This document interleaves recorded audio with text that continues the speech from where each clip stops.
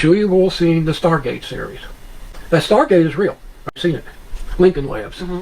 They had the original Stargate, that big metal stone ring, was up at Lincoln Labs on the Air Force Base by MIT.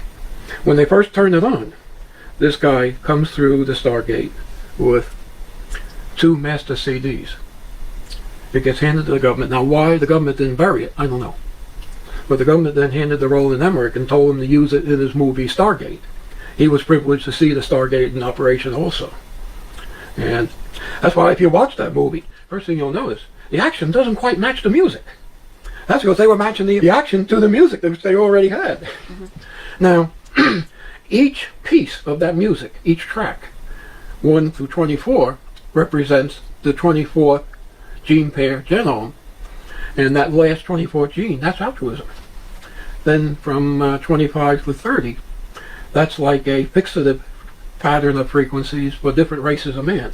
Number 30 happens to be ours, and I think number 27 is yours. It's for the black race. Don't misunderstand me. I'm not trying to go into any sort of segregation. I don't believe in that. How was it that you got into the side of the frequency of the music and how that was opening up doorways, portals? Well, basically, at this point, I already had the connection to this character, Preston of the future. And this guy, Preston of the future, would just literally walk into your 3D life here, Yep. like me, and you would recognize this person as Preston of the future? That's why I got his fingerprints, and I got some of, he bled. He got a cut, and I blotted it, and I sent that out. And the fingerprints on the glass and the blood on the napkin matched me 100%. And what future is he from? What year do you know? I don't know.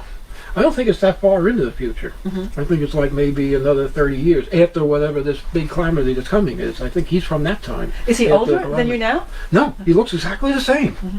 That tells me that, yes, time travel becomes usable, and I probably do eventually succeed on age regression.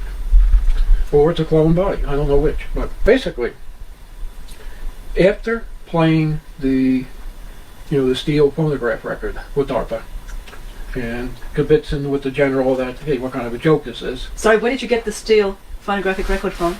That supposedly came to me through DARPA from the Chaco Canyon caves.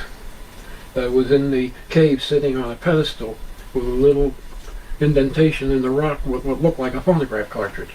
And the record had 20 pi on it. That's all it had on it.